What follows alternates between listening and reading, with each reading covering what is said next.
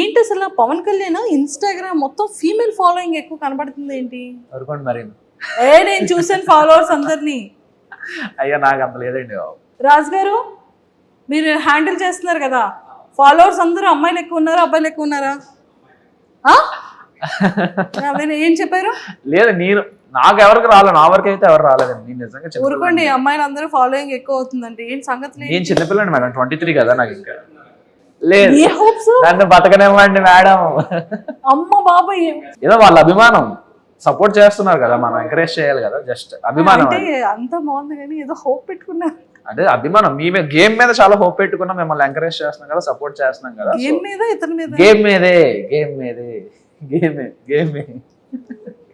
మన లిస్ట్ లో ఎవరైనా గర్ల్ ఫ్రెండ్, అబ్బాయి, మ్యారేజ్, ప్రపోజల్ ఏదో ఉంటుంది.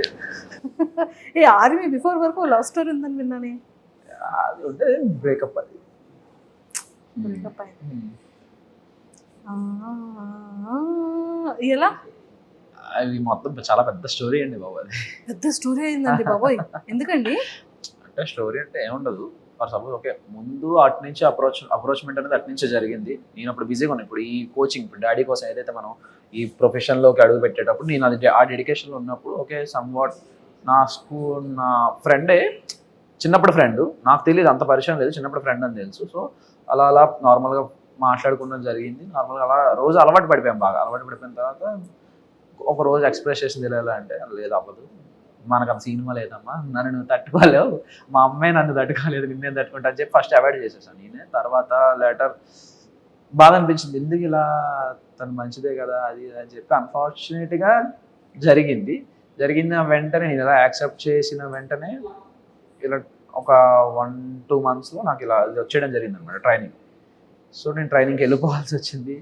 వెళ్ళిపోయిన తర్వాత కూడా బాగానే ఉంది. తర్వాత మధ్యలో ఏమైందో తెలియదు, మెసేజెస్ లేవు, కాల్స్ లేవు. సో అది కూడా ఒక నా తప్పలేండి. అంటే తప్పు అంటే నా బ్లండర్ ఏమైందంటే, నేను ఒకరోజు లీవ్కి వస్తున్నా, ట్రైనింగ్ మధ్యలో ఒకరోజు లీవ్కి వస్తుంటే, సో కలవమన్నారు.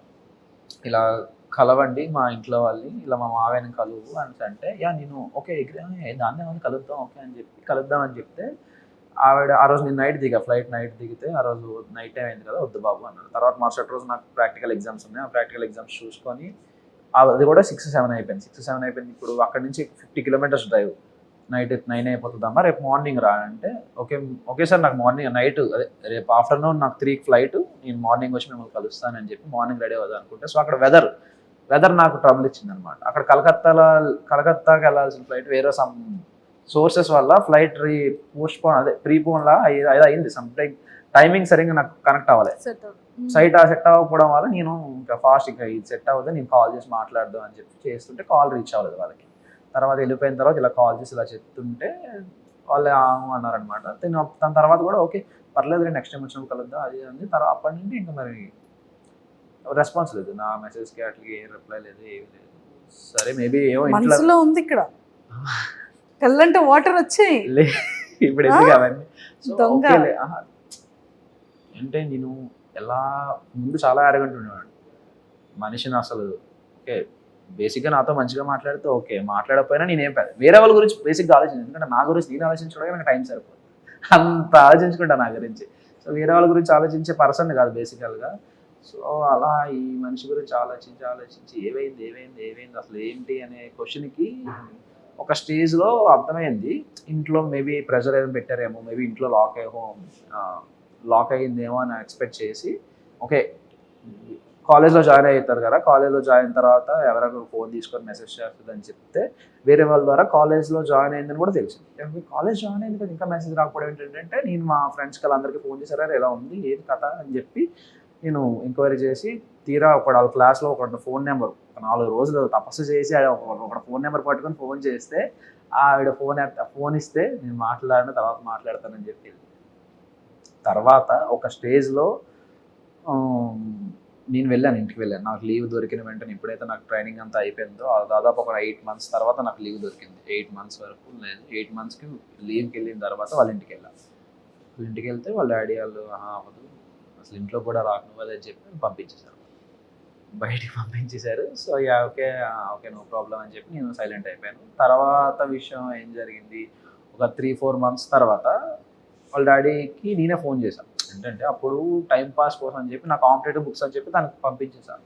ఇలా బుక్స్ చదువుకో ఇంకా బెటర్గా ఉంటుంది, ఇంకా నువ్వు డైవర్ట్ అవ్వడానికి బాగుంటుంది అని చెప్పి, ఓకే నాకు ఎందుకైనా పనికి వస్తుంది కదా బుక్స్ అని చెప్పి నేను కాల్ చేసి ఇలా నా బుక్స్ అడుగుదా అని చెప్పి బుక్స్ కోసం ఫోన్ చేసి అతను ఏమన్నారంటే మీరు చేసేసుకోండి బాబు అది ఇది అని చెప్తే ఆవిడ నెంబర్ ఇచ్చారు. తన నెంబర్ ఇచ్చిన తర్వాత తనకు కాల్ చేస్తే నేను ఒప్పుకోను అది ఇది అని చెప్పి ఫస్ట్ 2 రోజులు తెలుసు కదా మీ అమ్మాయిలు అమ్మో బతిమాలాలి మిమ్మల్ని అంత ఎక్కడికో ఎత్తాలి, అంత ఎత్తి ఇలా కాదు అలా ఇలా జరిగింది అలా జరిగింది అంతే ఎక్స్ప్లెయిన్ చేసి నేను పడిన పెయిన్ అన్నీ ఎక్స్ప్లెయిన్ చేస్తే అప్పుడు కరిగింది. ఓకే అని చెప్పి ఒక బాగానే మాట్లాడారు. ఒక 3-4 days తర్వాత మళ్ళీ బ్లాక్ అయింది. ఎందుకు బ్లాక్ అయ్యిందా అనే క్వశ్చన్కి తర్వాత ఇంకో 3 రోజుల తర్వాత మనిషి కనబడట్లేదు. ఏమైంది మనిషి అంటే ఇంకో అఫైర్. ఇది twist, final twist, Pokiri level twist. ఇది ఎవరితోనో వేరే అబ్బాయితో ఎవరితోనో సంపాట్ అఫైర్ ఉంది. వాళ్ళ ఇంట్లో కూడా తెలుసు, అందుకే నిన్ను ఒప్పుకున్నారు. వాళ్ళ ఇంట్లో తెలిసే కాబట్టి నేను ఒప్పేసుకున్నారు. నువ్వు బెటర్ ఉన్నావు వాళ్ళకన్నా, వాడికన్నా నువ్వు బెటర్ ఉన్నావు అని చెప్పి ఒప్పేసుకున్నారనే తను వెళ్ళిపోయింది. ఎక్కడ నీకు ఏముంటుందో అని చెప్పి చాలా గట్టి దెబ్బ తగిలింది. ఓకే కానీ పెయిన్ ఉంది కదా, అంటే ఎఫర్ట్స్ ఉంది కాబట్టి. ఓకే ఓకే హీరో ఎప్పుడు కూడా అవన్నీ అయిపోయాలండి. ఇప్పుడు అవన్నీ మన గురించి ఎవడు పట్టించుకోవడం కూడా ఇవన్నీ చాలా చాలా చూసా అంటారు ఇలాంటి. ఓకే ఓకే ఓకే ఓకే ఇలాంటివి చాలా చూసాను. సర్లే అనుకుంటా అన్ని జరుగుతాయి అదే కదా అంతే. సో ఇప్పుడు నిజంగా అందులో ఉండుంటే ఇందులో రాగలడా అగ్ని పరీక్షకి?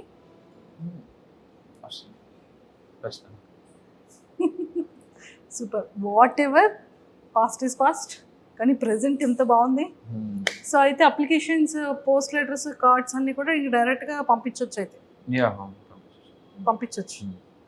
ఎవరికి పంపిస్తారు చూసారా, ఇది కదా ఆన్సర్ వచ్చింది. ఎవరికి అందరికి అందరూ సెన్స్ లో ఉన్నారు కానీ మనోడు పంపించు. నేను ఇంకా అప్లికేషన్స్ అవి ఏమైనా అంటే ఇంకా లీవ్ లోనేమో ఇంకేమైనా లీవ్ అప్లికేషన్స్ అనుకుంటున్నా నేను. అంటే వాళ్ళందరికి అర్థమైంది కానీ మీకు అర్థం కాదు. నిజంగా అర్థం కాదండి, ఇన్నోసెంట్ అండి బాబు. లేదు నన్ను గుర్తు చేసుకోండి, అవి నేను ట్రైనింగ్ లో విషయాలు కాదు, ఇక్కడ నార్మల్ నా లీవ్ అప్లికేషన్ గురించి మాట్లాడుతాను. అసలు ఇందులోకి ఎలా వస్తాం మేము? రామ అందరికీ అర్థమైంది అక్కడ. నేను చిన్నపిల్లండి అండి, ఇన్నోసెంట్ కదా, ఒక పట్టాను అర్థం కాదు. ఏం చెప్తాను, చాక్లెట్ ఏమైనా తెచ్చిమ్మంటావా, బిస్కెట్స్? మానేసానండి. సూపర్.